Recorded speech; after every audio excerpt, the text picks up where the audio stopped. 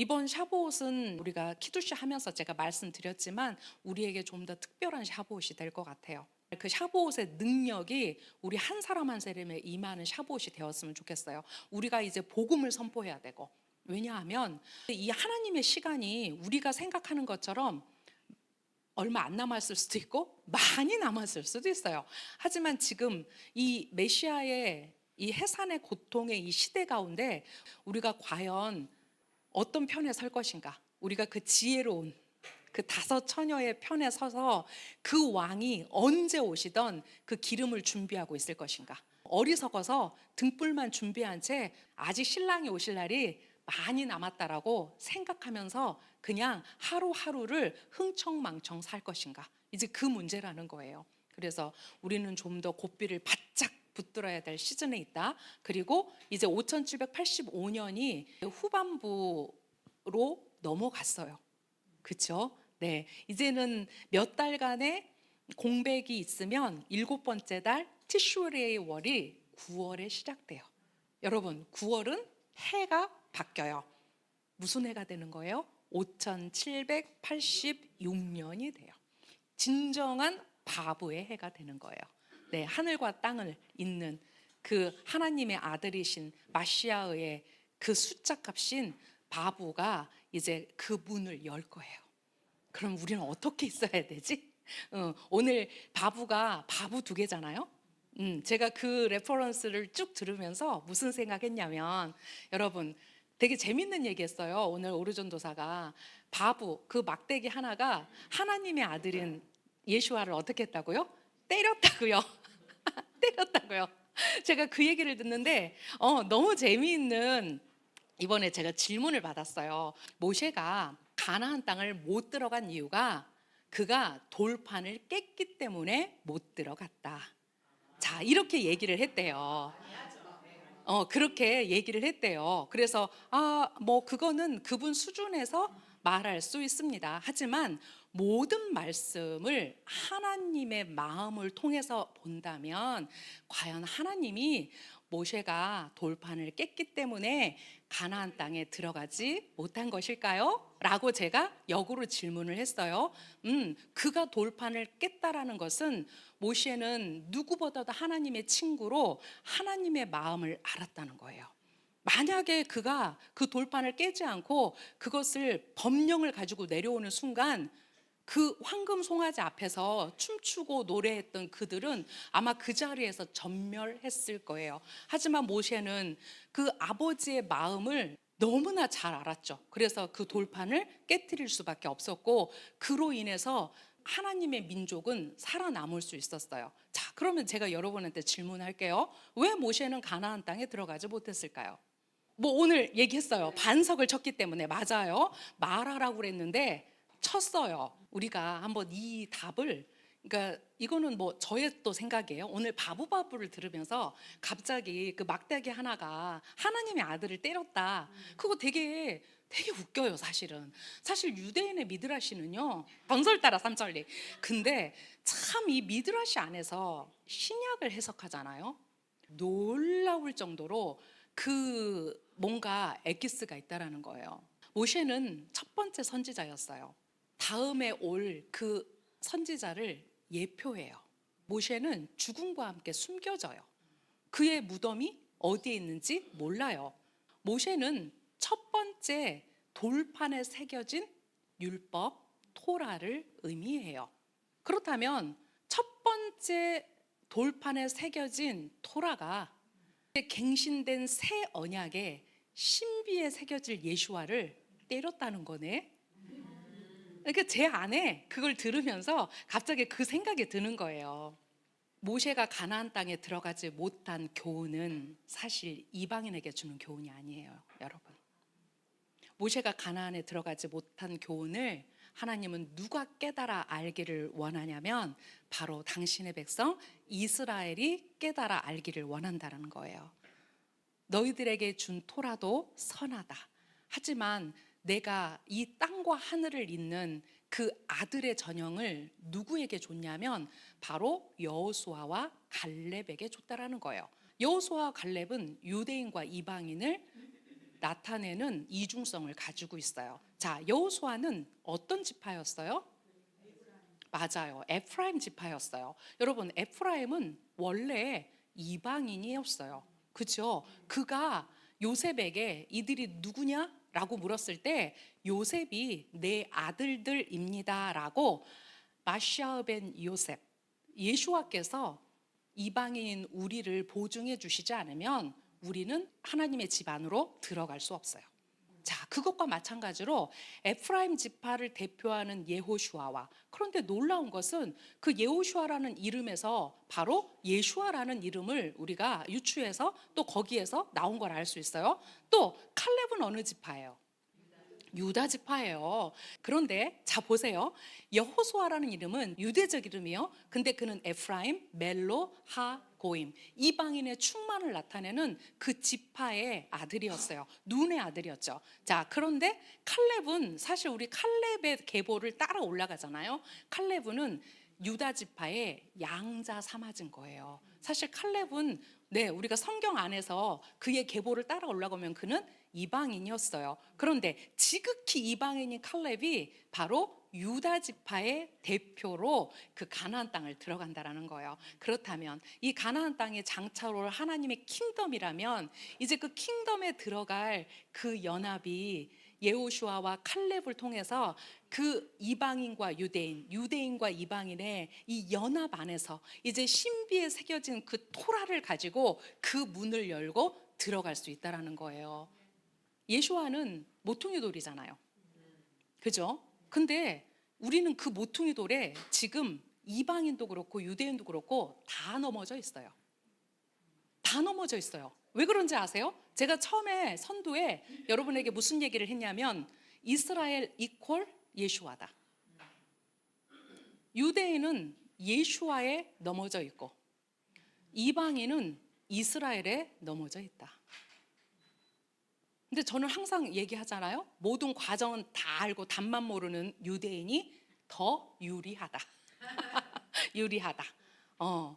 우리가 맞아요. 이제 이 킹덤의 여정 가운데 저는 우리 안에 풀어지는 이 마태복음을 통해서 풀어지는 이 킹덤이 어마어마한 계시구나.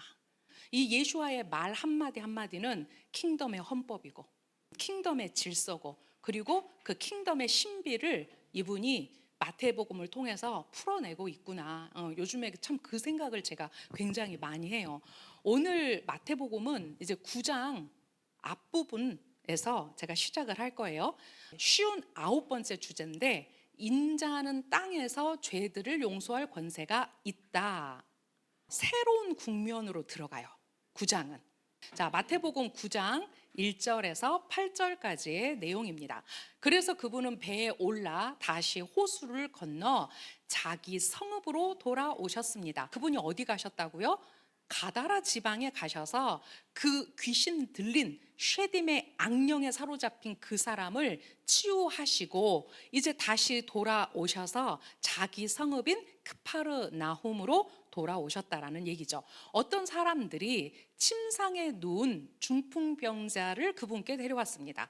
예수와께서 그들의 믿음을 보시고 중풍병자에게 말씀하셨습니다. 아들아, 용기를 내라.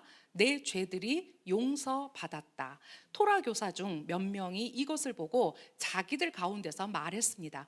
이 사람이 신성모독하고 있다. 예수와께서 그들이 무슨 생각을 하는지 아시고 말씀하셨습니다. 너희는 왜 그 마음에 악한 생각들을 품고 있느냐? 내게 말하라. 내 죄들이 용서받았다? 아니면 일어나 걸어라. 이 중에 어느 것이 더 말하기 쉽겠느냐? 그러나 보아라. 인자가 땅에서 죄들을 용서할 수 있는 권세가 있다는 것을 너희에게 증명할 것이다. 지금 누구를 통해서 증명하시고자 하시는지 바로 그 중풍병자를 통해서 인자가 죄들을 용서할 수 있는 권세가 있다는 것을 지금 이제 증명하실 거예요. 일어나라. 내 침상을 들고 집으로 가라.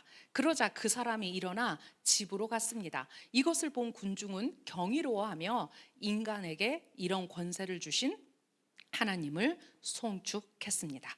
자, 우리가 마가복음에 가서 앞부분에 조금 마태에서 생략된 이야기를 읽었으면 좋겠어요. 얼마 후 예수와께서 크파르나움으로 돌아오셨습니다. 그분께서 돌아오셨다는 말이 퍼지면서 문 앞에도 서 있을 곳이 없을 정도로 많은 사람이 집 주변에 모여들었습니다. 크파르나움의 본부가 어디셨냐면, 사역의 본부가 어디셨냐면 베드로의 집이었어요. 케파의 집이었어요. 근데 우리 지금 크파르나움에 가면 케파의 집이었다라고 말하는 한 장소가 있는데, 사실 그 장소는 상당히 넓어요. 왜냐하면 그 당시 케파, 베드로는 거부였어요. 그는 우리가 생각하는 단순히 갈릴리의 배 한 척 가진 어부가 아니라 아마도 그 갈릴리 지역 전체를 아우르는 대선장 정도의 자리에 있었어요. 그렇기 때문에 그의 집의 터가 상당히 넓고, 또 그의 집의 바로 옆에 회당이 있어요. 회당이 있다라는 것은 그 회당을 서포트하는 역할을 베드로가 했다는 것을 우리가 그 역사의 흔적들을 보고 알 수 있거든요. 베드로의 집이 상당히 넓은데 그 집에 서 있을 곳이, 문 앞에 서 있을 곳이 없을 정도로 많은 사람이 집 주변에 모여들었다라는 거예요. 그분께서 사람들에게 말씀을 전하시는 동안에 4명의 남자가 한 중풍병자를 메고 왔습니다. 그들은 군중 때문에 예수와께 가까이 갈 수 없어서 그분께서 계신 곳에 지붕을 벗겨서 구멍을 내고 중풍병자의 들것을 달아내렸습니다. 예수와께서 그들의 믿음을 보시고 중풍병자에게 말씀하셨습니다. 아들아, 내 죄들이 용서받았다 라고 말씀하셨어요. 자, 마태복음은 그냥 몇 명의 남자가 한 중풍병자를 데려왔다 이 정도인데, 마가와 누가는 그 상황을 좀 더 자세하게 기록하고 있어요. 그래서 우리가 이 중풍병자 얘기가 나오면 그 들것에 실려와서 그 지붕을 뚫고 내려온 남자 이야기지 라고 우리가 선지식으로 그것을 알 수 있는 게 바로 마가와 누가 이야기가 있기 때문에 그래요. 놀라운 사건이 벌어진 거예요. 마태복음 9장부터 10장까지 이어지는 본문은 예수와께서 산상수훈에서 선포하신 하나님 나라를 실제로 실현하고 있는 장면들이다. 우리가 지금 열심히 8장까지 달려왔어요. 9장, 10장은 하나님 나라의 실제를 보여주시는 부분이라는 거예요. 이 본문은 예수와와 다른 유대 집단들 사이의 차이점과 그 의견의 충돌을 점차적으로 소개하는 서문 도입부 역할을 한다. 지금 발 디딜 틈 없이 그 문 앞까지 사람들이 가득 있었는데, 거기에 누가 와 있었냐면 제자들을 가르치고 사람들을 가르치는 자리에 서기관들이 와 있다고 마태는 기록하고 있어요. 그런데 참 재미있는 건요, 똑같은 기적이 일어나도요, 그 사람이 누구냐에 따라서 그가 가진 하나님과의 관계 안에서 그 사건은 때로는 긍정으로 보이기도 하고 부정으로도 보이기도 하고 때로는 신성모독처럼 보이기도 했다라는 거예요. 엄청난 사건이 일어났는데, 그죠? 그래서 예수와와 다른 유대 집단들 사이의 차이점이라고 얘기하고, 그리고 알프레드 에더사임 역시 반유대교적 노선을 걷기 시작했다.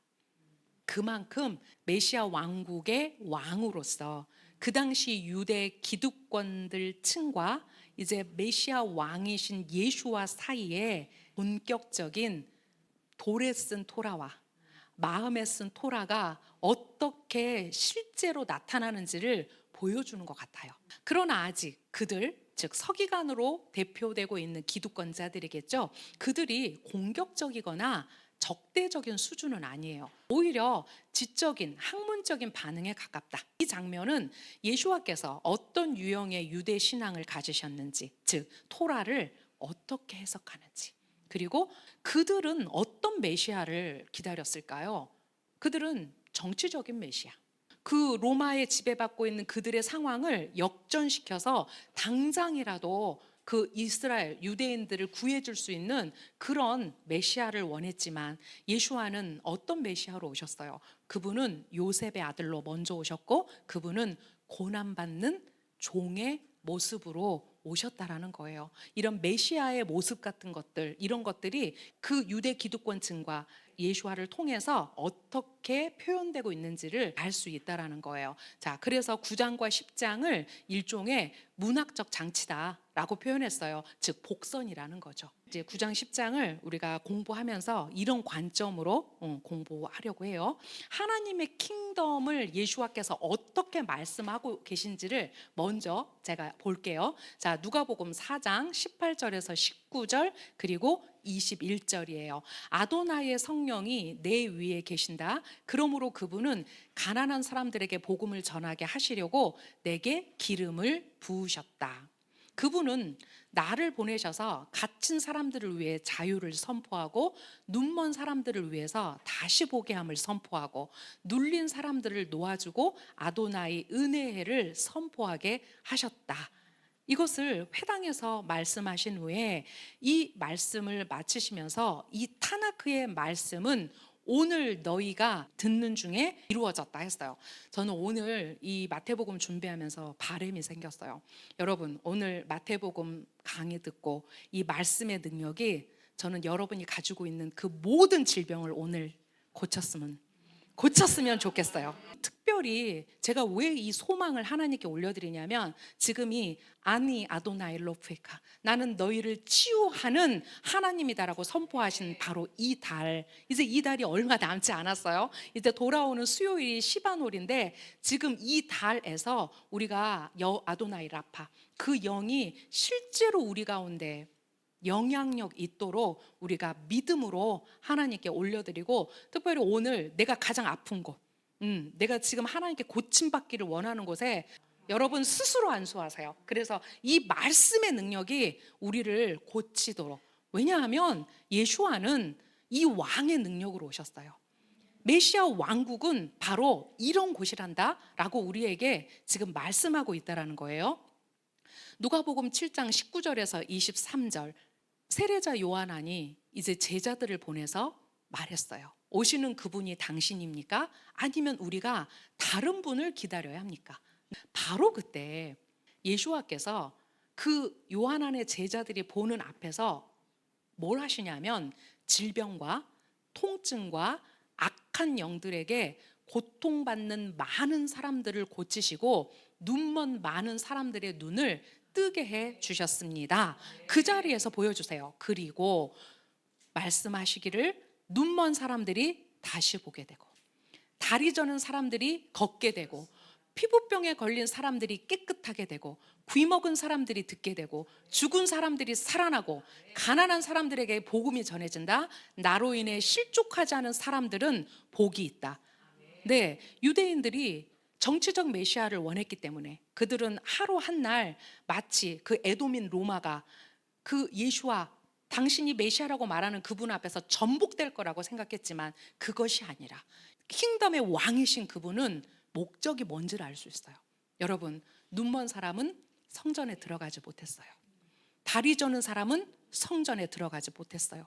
피부병에 걸린 사람은 자기 가족과도 분리되어 살아야 했어요. 그들이 누구였어요? 바로 나병 환자, 맷조라들이었죠. 자, 귀먹은 사람들 성전 안에 들어가지 못했어요. 당연히 죽은 사람들, 그리고 가난한 사람들은 그 당시에도 소외된 사람들이었어요. 근데 이제 그들에게 무엇을 선포하세요? 실제적으로 그들을 고쳐주시면서 그 성전에 들어가는 자격을 줬다라는 것은 장차 너희들이 킹덤에 나와 함께 들어갈 거야, 이렇게 말씀하시는 거예요.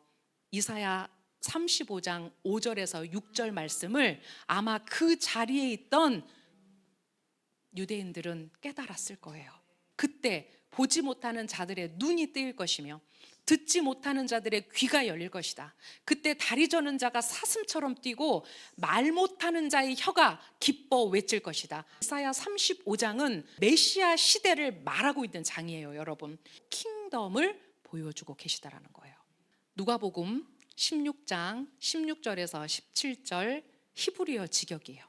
요한의 시대까지는 토라와 예언서들이 전해졌고 그 이후로는 하나님의 왕국이 말쿠트 하 엘로임, 하나님의 왕국이 사람들에게 복음으로 선포되며 모든 사람, 각 사람마다 그것을 향해 돌진하고, 어떤 단어 썼어요? 포레츠 썼어요.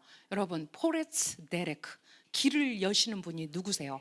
예수와세요. 예수와세요. 그런데 예수와가 길이고 진리고 생명인 것을 아는 자들은 포레츠의 영으로 어디를 향해서 돌진한다고요?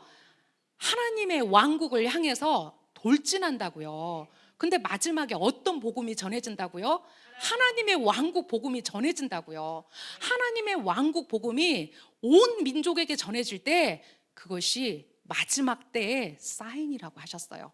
무성한 전쟁의 소문이냐? 아니. 무성한 지진의 소문이냐? 아니. 체제 전쟁이냐? 아니. 그게 아니라 하나님 왕국 복음이 온 민족에게, all nations에게 전해지는 것이 내가 오는 사인이다 하셨어요. 그런데 이제 예수와가 오셔서 바로 이 말씀을 하실 때 우리가 더욱이 이제 그 메시아의 왕국이 곧 올 거라고 말하는 이 시대 가운데 우리가 그 왕국을 향해서 돌진해야 된다라는 거예요. 이것은 그냥 뚫고 나가야 된다라는 거예요. 자, 그러나 하늘과 땅이 없어지는 것이 토라에서 한 획이 떨어지는 것보다 더 쉬운 일이다라고 하셨어요. 그렇다면 그분께서 어떻게 복음을 전하고 계신지, 그분의 삶을 통해서 하나님 왕국을 어떻게 사람들에게 보여주시는지, 이것이 이제 9장과 10장에서 마태가 집중적으로 우리에게 그것을 보여주고 있다는 거예요. 그리고 그 첫 번째 얘기가 지붕을 뚫고 내려온 중풍병자 얘기예요.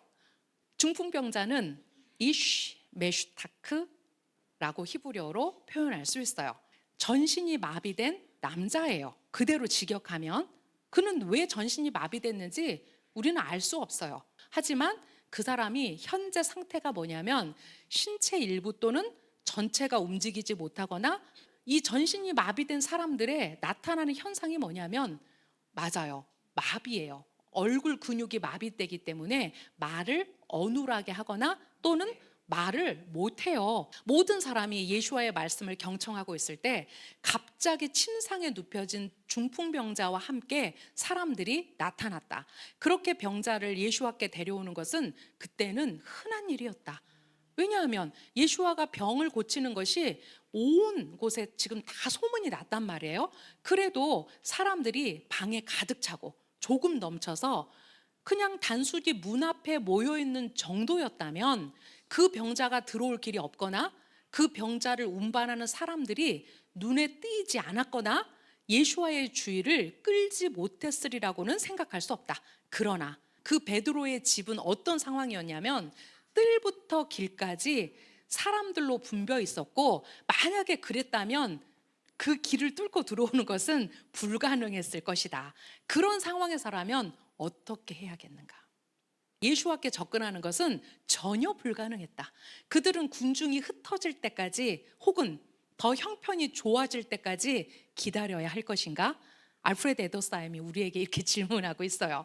자, 중풍병자를 데려온 사람들의 마음 저 깊은 곳에는 예수와께서 그를 고칠 수 있으며 또한 고쳐주시리라는 믿음이 있었다. 그들은 다른 사람들에게 들었을 것이 분명하다. 혹은 그들이 다른 곳에서 직접 목격했음이 분명하다. 또한 그들의 마음뿐만 아니라 이제 그 믿음의 원천이 누구에게 있어야 돼요? 그 병자에게 있어야 돼요. 또한 중풍병자의 마음 저 깊은 곳에는 그를 향한 예수와의 첫 번째 말씀에서 추론해 보건대 그들과 동일한 확신만 있었던 것은 아니다.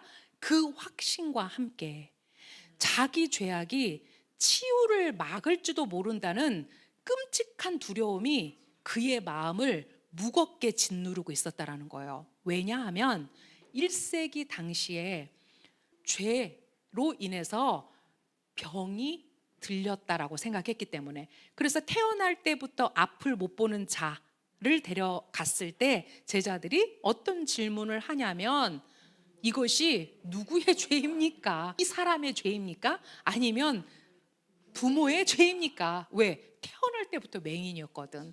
우리가 그 어떤 상황을 보건대 죄는 이꼴 그 사람의 질병으로 나타났다는 거야. 그러니까 질병 이꼴 죄였다라는 거예요. 그 1세기 당시의 분위기를 우리가 이해하자는 거죠. 자, 그리고 이것은 현재의 기회를 놓칠 수 없다는 그의 열망을 배가시켰을 것이다. 자, 그래서 그들의 결심은 즉각 실행에 옮겨졌다. 우리는 지붕이 뚫리고 침상이 그들 앞에 서서히 내려오고 있었을 때 주님의 강화가 중단되고 군중이 숨을 죽이는 모습을 상상할 수 있다. 부지런한 사람은 나서서 그 침상이 안전하게 내려오도록 거들었을 것이다. 이런 놀라운 일이 거의 매일 발생했던 때야. 그때는 매일 그 예수와에 대한 병고침의 소문이 여기저기서 들려올 때죠. 그럼에도 불구하고 지금 이 상황은요, 정말 놀라운 광경이었어요. 상상이나 했겠어요? 지붕을 뚫고 내려왔단 말이에요. 이런 믿음의 힘과 결단은 지금까지 보아왔던 모든 것을 넘어서는 것이다. 우리가 단순히 마태복음 9장 1절부터 8절 그 어간을 그냥 아무 생각 없이 읽는 거하고, 이제 이 모든 상황을 알고 그 말씀에 살아있는 생생한 그 현장을 우리가 상상해 보는 거, 내가 그 자리에서 지금 지붕이 뚫렸을 때 어땠을까? 갑자기 우당탕탕 소리도 났을 테고, 그 지붕이 무엇으로 엮었는지는 모르지만 대단히 먼지도 날렸을 테고 근데 거기서 떨어진 건 지나가던 고양이 한 마리가 아니라 사람이 위에서 내려오고 있었다라는 거죠. 자, 그들이 예수와께 데리고 왔다는 이 본문은 비유적으로 읽을 수 있다. 즉, 죄로 인해 마비된 사람이 다른 이들의 도움으로 다시 쉐키나 하나님의 임재의 날개 아래로 들어올 수 있음을 가르치는 것이다. 이것을 유대인의 관점으로 보면 이게 단순히 병자를 데리고 와서 이를 고쳐주십시오의 차원이 아니라 이 죄로 인해 마비된 사람, 누가 죄로 인해 마비된 사람일까요?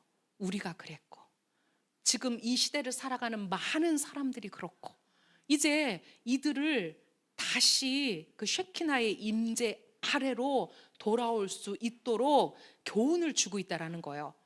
사람은 종종 자신의 범죄로 인해 창조주께 가까이 다가갈 힘도 의지도 없는 영적 마비 상태와 같은 상태가 된다. 어떤 그런 육적인 마비뿐만 아니라 이 안에는 어떤 의미가 있냐면, 그가 자신의 범죄로 인해서 하나님 앞에 다가갈 수 없는 지금 영적 마비의 상태인 사람들까지를 이 범주 안에 우리가 포함해야 된다는 거예요.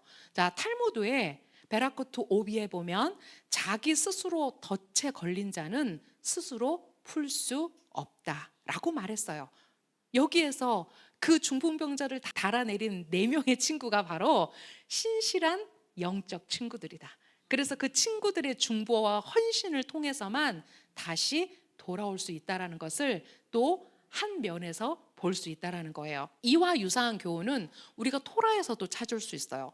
토라에서 가장 위대한 중보자를 우리는 만나요. 바로 그가 누구예요? 모세예요. 모세가 이 백성이 큰 죄를 지었습니다. 하나님이 뭐라고 그래요? 네 백성이라고 그래요. 유아 피플이 돼버렸어요. 갑자기 네 백성이 죄 지었어. 그래서 모세가 그 앞에 내 백성 아니고요, 하나님 백성 다시 돌려드려요. 자, 그랬을 때 지금 당신께서 그들의 죄를 용서해 주십시오. 그렇게 하지 않으시려면 당신께서 거룩하신 당신의 책에서 제발 저를 지워달라고 얘기해요. 이것이 아마도 그 내 친구의 마음이었을 것 같아요. 그 아픈 친구를 대신해서 하나님 앞에 올려드리는 그들의 마음이었을 것 같아요. 자, 예수와께서 그들의 믿음을 보셨어요. 마태복음은 예수와께서 그들의 믿음을 보셨다고 말하지만 구체적으로 어떤 믿음이었는지 눈에 띄는 외적 설명이 없어요. 우리가 이것도 마가의 이야기를 빌려와야 이해할 수 있어요. 그것은 마치 예수와께서 그들의 믿음을 감지하거나 느끼셨다고 말하는 듯하다. 그러나 마가복음에 따르면 예수와께서는 집안에 계셨고 많은 무리로 인해 중풍병자가 들어갈 수 없는 상황이라는 것을 기록하고 있어요. 그래서 그 사람들은 지붕을 뜯어 예수와 앞으로 그를 달아내려 보냈다라고, 지금 예수와께서 그들의 믿음을 보셨다라는 어떤 행동의 결과를 마가가 기록했다라는 거예요. 이처럼 엄청난 노력을 통해 중풍병자를 예수와 가까이로 데려온 행위는 단순한 행위가 아니라 믿음의 표현이었고, 예수와께서 바로 그 믿음을 보셨다라고 마가는 이 점을 우리에게 설명해 주고 있어요. 여기서 말하는 믿음은 단순히 종교적 교리를 지적으로 이해하거나 수용하는 것을 뜻하지 않아요. 여러분, 우리가 알고 있는 에무나라는 믿음은 나의 믿음이 아니에요. 에무나는 수동적 믿음이에요. 능동적 믿음이 아니라 수동적 믿음이에요. 이 에무나가 누구에게서 와야만? 하나님께로부터 와야만 그것이 진정한 에무나라고 말할 수 있어요. 자, 마태가 염두에 둔 것은 히브리어 에무나로 믿음, 신뢰, 그리고 하나님의 능력이 상식과 이성을 뛰어넘는 일도 행할 수 있다는 확신을 의미한다. 에무나는 그래서 구속의 열쇠이다. 그럼요, 구속의 열쇠죠. 그래서 이것을 히브리서 11장에서 바로 그 구속의 열쇠인 에무나의 조상들을 우리에게 쭉 나열하고 있어요. 랍비 하임 프리들랜더는 이렇게 말한다. 에무나를 통해서만 이집트에서의 완전한 구속을 받을 수 있었다. 마찬가지로 이 중풍병자를 예수와께 데리고 온 사람들도 그의 구원을 위해 에무나를 실천함으로써 구속의 도구가 된 것이다. 자, 예수와께서 이를 일어나 걸어라 라고 말씀하실 때는 먼저 이를 어떻게 하세요? 구속해 주시죠. 그 병이 나았음을 겉으로 표면적으로 나타나는 게 바로 뭐였냐면 그가 침상을 들고 걸어가는 거였어요. 많은 사람들에게 저의 중풍병이 뭐로부터 왔다? 죄로부터 왔다. 그것을 말끔히 없애주는 기가 막힌 이야기였다는 거예요. 에무나는 행함이 있는 믿음이다. 에무나는 이성을 초월한 보이지 않는 것을 향한 절대적인 신뢰이며 실제 행동으로 나타나야 된다. 그래서 히브리서 11장 30절에 믿음을 뭐로 읽어요? 에무나로 읽으면 에무나로 인해 이스라엘 백성이 7일 동안 여리고를 돌았고 결국 그 성벽은 무너졌다라고 얘기할 수 있다는 거예요. 중풍병자를 예수와께 데려간 이들의 행동은 단지 기적을 바라는 바람이 아니라 어디 고치나 보자? 고쳐주시겠지? 고칠 거야. 이게 아니었다는 거예요. 그들이 갖고 있는 에무나는 하나님의 자비를 믿고 실천한 믿음의 행동이자 긍휼의 행위가 될 수 있었던 것은 그들의 그 믿음의 고백 안에서 바로 이분이 내 친구를 반드시 고칠 거라는 그 믿음이 있었기 때문이라는 거예요. 그들은 하나님께서 예수와를 통해 일하신다고 믿었다. 그들은 아도나이를 믿었고 그의 종 모세도 믿었다. 마찬가지로 이들은 예수와를 하나님의 도구, 의인으로 믿었던 것이다. 유대의 현자들은 의로운 자, 우리가 의로운 자를 짜디크라고 했을 때 이 의로운 자의 역할이 뭐냐면 죄인들을 위한 중보자예요. 그래서 이 짜디크는 하나님의 섭리를 심판의 자리에서 자비의 자리로 옮기도록 그가 강구할 수 있다라고 아보다자라는 기록하고 있어요. 심판의 편에서 일어나는 자연 현상을 구원의 측면인 자비의 편으로 변화시키는 것, 이것이 바로 기적의 본질적 목적이에요. 여러분, 그래서 하나님이 원하시는 것은 제사가 아니라 인애다. 제사가 아니라 자비다. 바로 이 심판의 편에서 그가 비록 중풍병자임에도 불구하고 이 모든 초자연적인 역사는 이제 그 기적의 역사는 바로 하나님의 자비와 인애 안에서 일어나는 것을 우리가 먼저는 알아야 된다는 거예요. 왜냐하면 참된 짜딕은 하나님의 마음에 연결되어 있기 때문이에요. 그래서 아보트 2장 4절은 이렇게 말해요. 그분의 뜻을 너의 뜻처럼 하라. 그러면 그분도 내 뜻을 그분의 뜻처럼 하실 것이다. 이것을 우리의 조상들은 그들의 중보기도 안에서 그들의 자비 안에서 이렇게 표현했어요. 이츠학은 아내가 불임이어서 아내를 위하여 아도나이께 간구하였다. 아도나이께서 그의 간구를 들으셔서 그의 아내 리브카가 임신했다. 아들아, 용기를 내라. 내 죄들이 용서받았다. 자, 이것을 히브리어로 좀 볼까요? 히트 하제크 베니 니슬레올레카 하타이카. 하자크 용기를 내라 라는 표현이 들어가죠. 내 아들아, 내 죄들이 용서받았다. 참, 이 말을 그 마비된 그 남자가 들었을 때 그 안에 일어났을, 이거는 희열이다. 진짜 분수처럼 뿜어나오는 희열이다. 아무 말도 하지 않았으나 그 어린아이처럼 나온 그 마비 환자의 마음을 예수와께서 꿰뚫어 보고 계시다라는 거예요. 두려웠겠죠. 아직 아무도 말을 하지 않았다. 왜냐하면 기대의 침묵이 그들 모두를 덮었기 때문이다.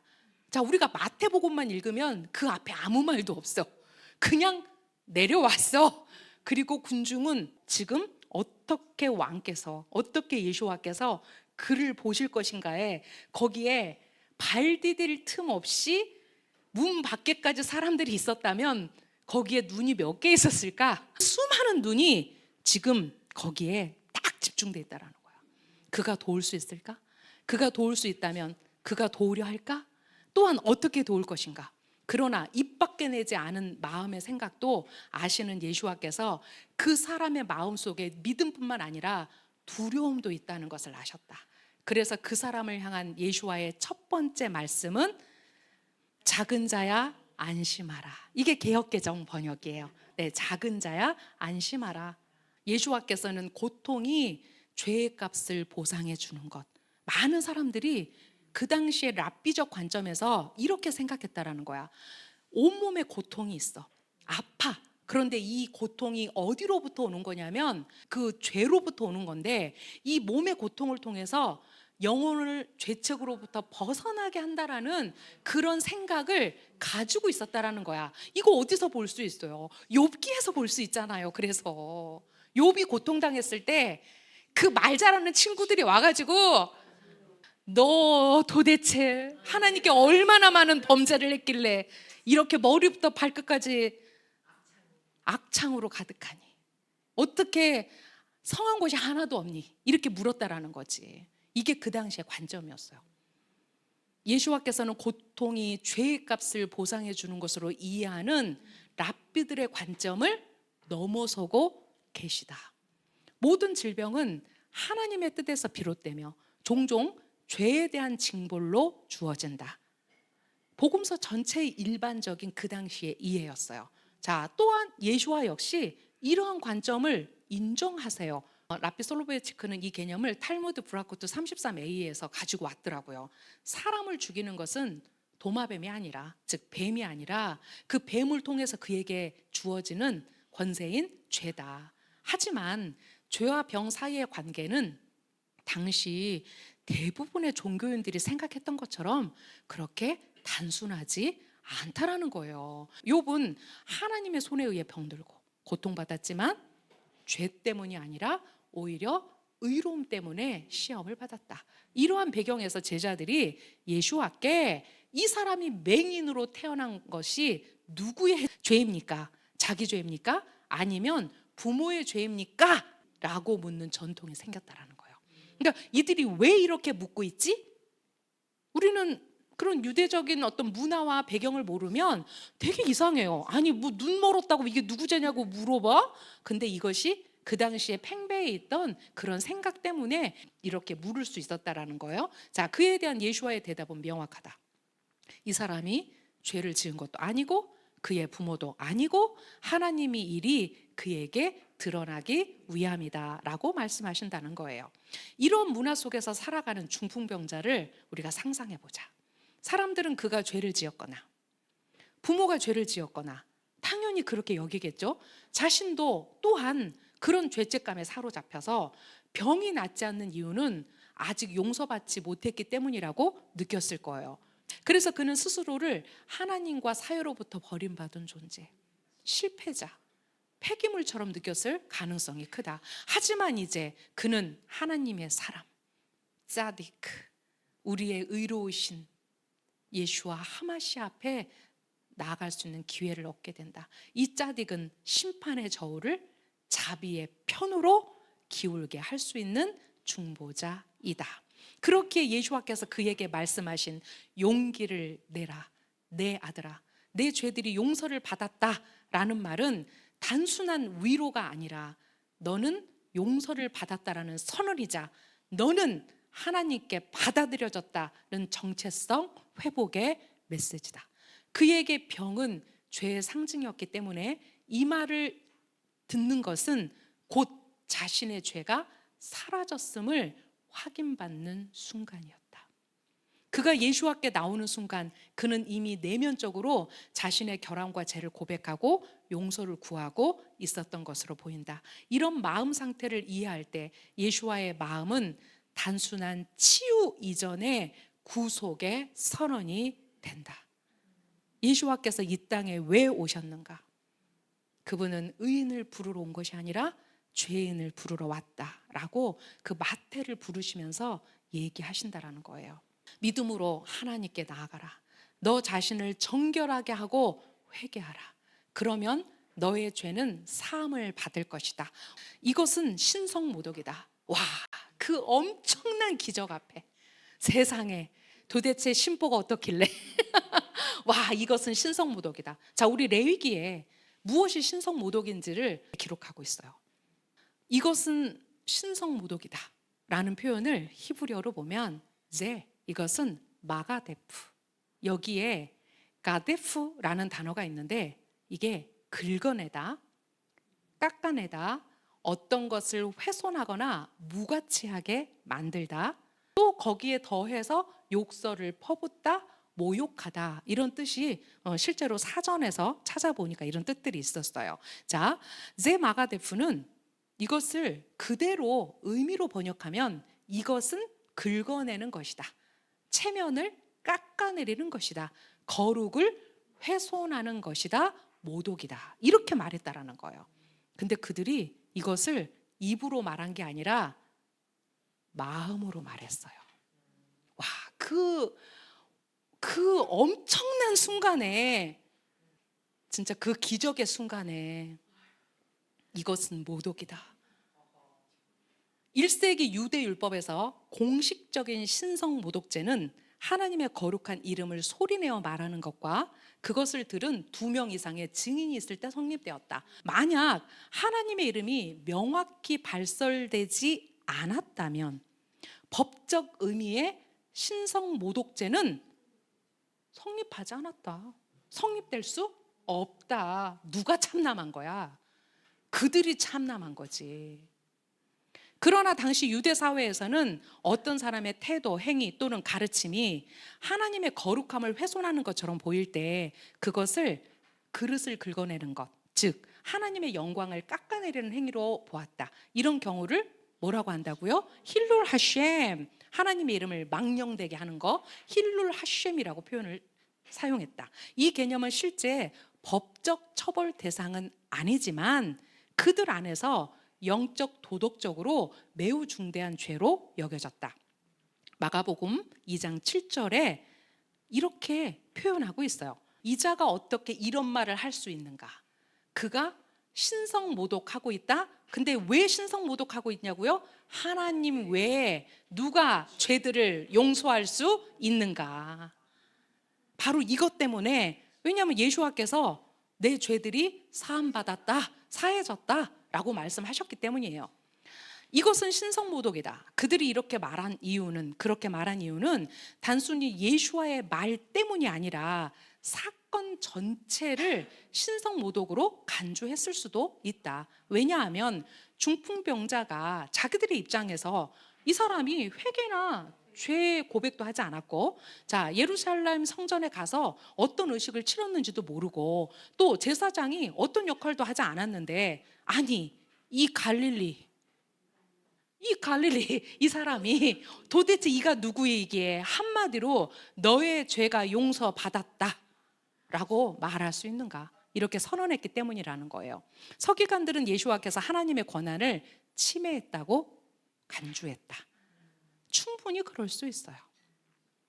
이것은 그 당시 예수와의 정체성, 즉 그는 짜득이면서 그는 선지자이시면서 그가 하마시아 메시아이신 것을 유대 기득권 내에서 어떻게 받아들였는지를 보여주는 상징적인 장면이기 때문에 그래요. 이제 8장까지 우리가 쭉 하나님의 나라에 대한 이야기들을 예수와께서 본을 보이셔서 가르쳐 주셨고, 이제 9장 10장은 그것을 더 구체적으로 나타내는데 거기에 유대 기득권층과의 어떤 갈등이 지금 시작되고 있다는 거예요. 그러니까 예수와가 누구신가에 대한 그들의 이해가 전혀 없었다라는 거죠. 예수와께서는 그들이 마음속으로 무슨 생각을 하고 있었는지를 아셨다. 그들은 예수와의 말을 가장 부정적이고 가장 적대적인 방식으로 해석했으며 그들의 속삭임과 내면의 판단을 통해 그분을 모독하고 있었던 것이다. 서기관들의 관점에서는 예수와의 말이 신성모독처럼 들렸지만 예수와께서 말한 내용은 성경에 어긋나는 것도 실제로 신성모독적인 것도 아니었다. 바로 이것이 마태의 핵심 주장이다. 그 당시 죄를 사한다는 선언은 곧 하나님의 권한을 침해하는 것으로 받아들여졌다. 그런데 예수와께서는 내가 너를 용서한다 이렇게 말씀하신 것이 아니라, 자, 잘 보세요. 하나님만이 죄를 사해 줄 수 있어요. 그런데 예수와께서 내가 너를 용서한다 이렇게 말하지 않으셨다라는 거예요. 자, 어떻게 말씀하셨냐면 너의 죄가 용서받았다. 아들아, 용기를 내라. 내 죄들이 용서받았다라고 말했다는 거예요. 즉 하나님께서 이미 하신 일을 예수와는 선포하고 계시다는 거예요. 나단 선지자가 그 다윗에게 말했던 방식하고 똑같아요. 나단이 다윗에게, 범죄한 다윗에게 이렇게 말하죠. 아도나이께서 당신의 죄를 사하셨나니. 예수와께서 말씀하신 내 죄들이 용서받았다 이 표현은 이 중풍병자에게만 하신 것이 아니라 이제 누가복음 7장에 반복되고 있어요. 그리고 이것은 반드시 그 사람의 믿음에 대한 응답으로만 주어진다라는 거예요. 자, 인자는 죄를 용서할 권한이 있다. 그리고 내가 지금 그것을 너희 앞에 증명할 거야. 지금 그 얘기가 이제 마무리되는 얘기예요. 자, 마태복음 9장 5절에서 8절 후반부를 한 번만 더 읽어볼까요? 내게 말하라. 내 죄들이 용서받았다. 아니면 일어나 걸어라. 이 중에 어느 것이 더 말하기 쉽겠느냐. 그러나 보아라. 인자가 땅에서 죄들을 용서할 수 있는 권세가 있다는 것을 너희에게 증명할 것이다. 그리고 그분께서 중풍병자에게 말씀하셨습니다. 일어나라. 내 침상을 들고 집으로 가라. 그러자 그 사람이 일어나 집으로 갔습니다. 이것을 본 군중은 경이로워하며 인간에게 이런 권세를 주신 하나님을 송축했습니다. 자, 이 중에 어느 것이 더 말하기 쉽겠느냐. 내 죄가 용서받았다 이렇게 말하는 것이 외형적으로는 훨씬 쉽죠. 그죠? 왜냐하면 이 말은 눈에 보이는 물리적 증거를 요구하지 않아요. 즉, 듣는 사람은 용서받았다고 믿을 수도 있고 아닐 수도 있어. 이것은 그 사람의 에무나에 따라서 그것을 취하건 안 취하건 그건 그의 몫이에요. 그런데 반면 일어나 걸어라. 도대체 이 사람이 이 사람이 진짜 엄청난 지금 일 가운데 그 많은 눈들이 보고 있는데 예수와께서 일어나 걸어라 라고 말씀하셨다는 거예요. 거기 앉아있던 모든 사람들이 엉덩이를 들썩이고 동시에 다 일어났을 것 같아. 일어나 걸어라. 자, 자연의 법칙과 상식에 정면으로 반하는 말이다. 아무도 중풍병자가 곧바로 일어날 것이라고 기대하지 않았기 때문에 그런 말을 하는 사람은 쉽게 거짓 교사로 보일 수 있다. 항상 예수와는 우문의 현답을 하세요. 어느 것이 더 쉽겠느냐? 그 마음속으로 신성모독죄다 이렇게 말하고 있는 그들에게 그 심중을 꿰뚫고 어느 것이 더 쉽겠느냐라고 물으시는 거예요. 하지만 하나님에 대한 믿음이 확고하고 하나님의 은혜를 입은 자에게는 두 표현 모두 동일하게 쉬운 말이 될 수 있다는 거예요. 특히 대중의 입장에서는 일어나 걸어라는 이 말이 훨씬 강력하게 다가오겠죠. 왜냐하면 정말로 그 사람이 일어나서 걷게 되면 그 사실 자체가 모든 논쟁을 끝내버리기 때문이죠. 예수와는 이 장면에서 두 가지를 동시에 성취하세요.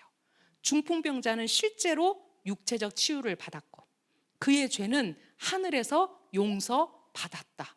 하나님께서 너의 죄를 용서하셨다.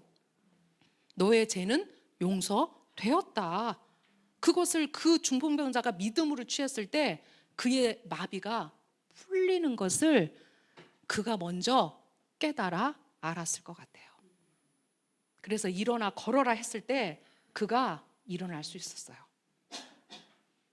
놀라운 점은 이 죄사함이라는 일이 이 땅 위에서 인간의 공간과 시간 안에서 지금 사람들이 빽빽하게 있는 공간 안에서 지금 이루어졌다는 사실이에요.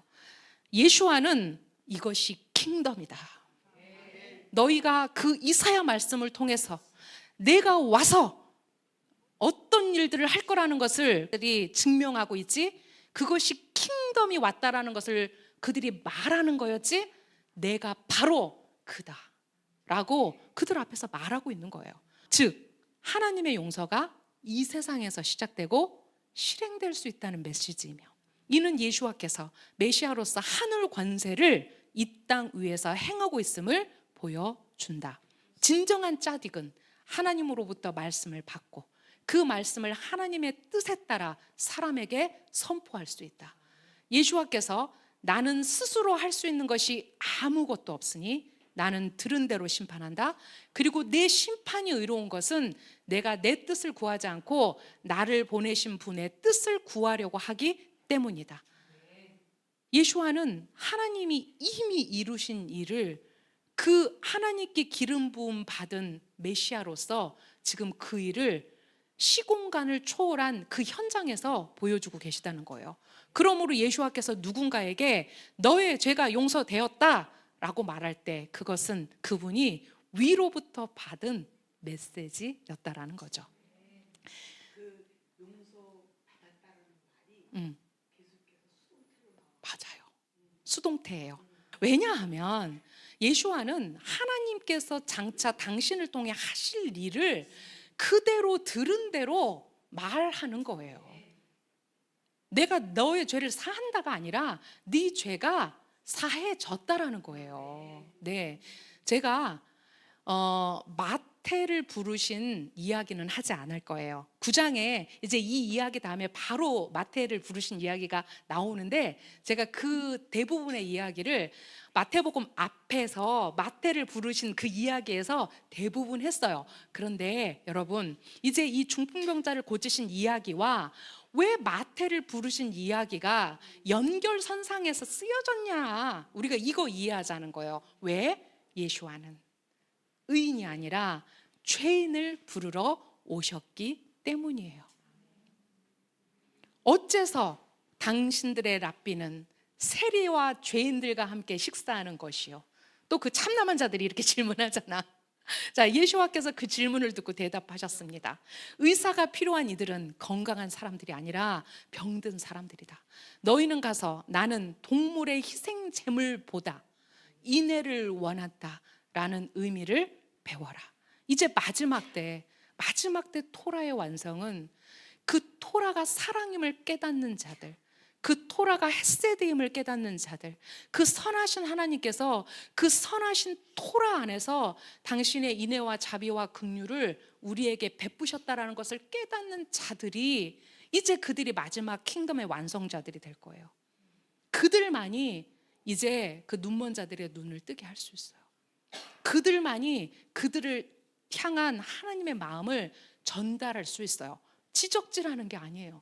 혼내는 게 아니에요. 험담하는 게 아니에요. 정말 아버지의 사랑으로 그냥 나를 생명책에서 지워달라고 하는 그 모세의 세상에서 가장 온유한 자, 그의 마음을 우리가 배우는 자들이 되어야 해요. 그러한 사람들을 하나님이 마지막 이스라엘을 깨우는데 저는 사용하실 거라고 생각합니다. 나는 의로운 자를 부르러 온 것이 아니라 죄인들을 부르러 왔다. 죄인들을 부르시는 목적은 모든 이스라엘을 쉐키나 하나님의 임재의 날개 아래로 다시 모으기 위함이며, 결국 예수와께서 그 메시아의 불꽃이 있는 자들, 아담의 범죄로 그 불꽃이 사방에 흩어져 있지만 그 바울을 통해서 내가 택한 그릇이라. 이제 그 그릇은 어떤 그릇이었어요? 메시아의 불꽃을 가진 자들을 모으는 도구였어요. 그 불꽃을 가진 자들이 다시 하나님의 임재의 날개 아래로 모으기 위해서 이제 예수와께서 왕이 되셔서 그분이 머리 되셔서 장차 하나님의 몸을 이루실 거예요. 우리는 한 몸이에요. 교회와 이스라엘이 다르다고요? 아니에요. 우리는 교회와 이스라엘의 문제가 아니라 이스라엘과 all nations의 문제예요. 우리의 왕이 누구신가? 이제 우리가 한 몸 안에서, 그 예수와가 머리 대신 그 한 몸 안에서 이제 이것을 빚을 줄 아는, 정말 사랑으로 하나님의 애아들을 깨달아서 우리가 아는 자들이 다시 그 날개 아래로 모아질 거예요. 회개는 위대하다. 왜냐하면 구속을 앞당기기 때문이다. 누가 회개하는가? 자신이 죄인이라는 것을 깨닫는 자들만이 회개할 수 있다. 그리고 그 회개는 단순히 리펜트의 차원이 아니라 이제 하나님께로, 그 사랑의 토라로, 이스라엘 나라 연방 왕국으로 우리가 정렬되는 것까지가 회개다. 그것이 회개다. 왜? 회개는 테슈바, 돌아와야 돼요. 그 목적지가 하나님이시고 그 목적지가 토라고 그 목적지가 이스라엘입니다. 짜딕은 악인과 죄인들을 찾아가 그들이 회개하도록 이끈다. 그래서 그들이 이렇게 얘기해요. 예언자들은 메시아적 구속에 대해서 다음과 같이 말한다. 이스라엘의 남은 자는 다시는 악을 행하지 아니할 거다. 그들은 다시는 스스로 더럽히지 아니할 거다. 왜? 내 백성은 이제 모두 의롭게 될 것이니까. 이것이 메시아적 구속을 말하는 선지자들의 예언이에요. 스바냐, 에스겔, 이사야가 그렇게 말했죠. 따라서 탈금 요나탄은 이사야 53장 4절에 대해 이렇게 해석해요. 여러분, 이사야 53장은 우리에게 종의 형체로 오신, 고난받는 왕으로 오신 요셉 벤 마시아를 보여줘요. 자, 53장 4절을 이렇게 해석합니다. 그는 우리의 죄를 위해 용서를 구할 것이며 우리의 불의는 그로 인해 사함을 받을 것이다. 네, 우리의 고엘이신 예수와 하마시아, 우리는 그분을 통해서만 하나님께 정렬될 수 있어요. 우리가 진정 우리가 믿는 예수 하마시아가 우리의 왕이라면 그분은 우리를 모두 이스라엘로 정렬시킬 거예요.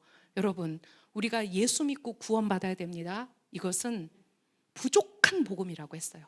정말 하나님 왕국의 복음이 복음으로 선포되고 그 아는 자들이 하나님 왕국으로 포레치할 거라고 그랬어요. 그러면 우리는 어떤 하나님의 복음에 서야 하는가?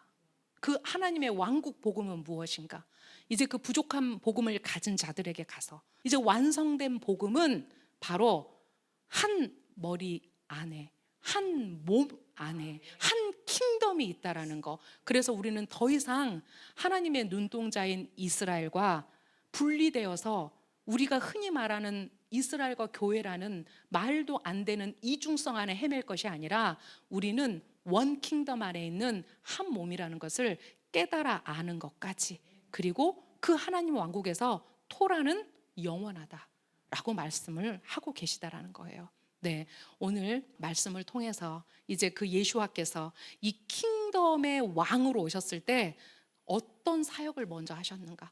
먼저 우리가 하나님께 오늘 올라갔으면 좋겠어요. 그래서 내가 하나님 앞에 옷전함을 입기를, 그것이 내 육신이 됐든 내 정신이 됐든 내 상황이 됐든 이제 하나님께서 나를 고치실 것을 우리가 믿음으로 에무나로 선포하고 용기를 내라 내 아들아, 용기를 내라 내 딸아.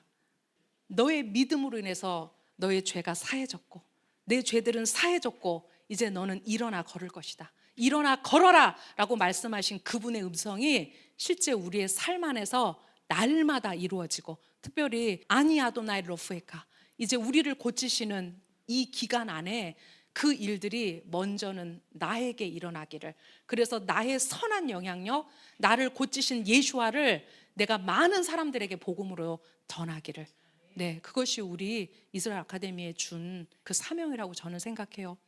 우리가 전진해야죠. 우리가 참된 복음을 가졌다면 우리가 전진해야죠. 하나님이 그렇게 하게 하실 겁니다. 네, 기도하고 마치겠습니다. 이스라엘 하나님 감사합니다. 하나님, 우리가 더욱더 하나님 왕국의 그 융성함과 하나님 왕국의 능력과 장차 오실 하나님 왕국을 날마다 꿈꾸며 주님 우리가 나아갑니다. 하나님, 이제 마태가 전한 예수와의 복음을 통해서 우리에게 하늘 왕국을 더욱더 확장하시고, 주님 우리가 그 하늘 왕국을 위해서라면 그 우리의 모든 것을 드려 주님 그것을 확장하고 이루는데 우리의 공로를 사용하게 하십시오. 그렇게 하실 이스라엘 하나님을 찬양합니다. 베셴 예슈아 하마시아. 아멘.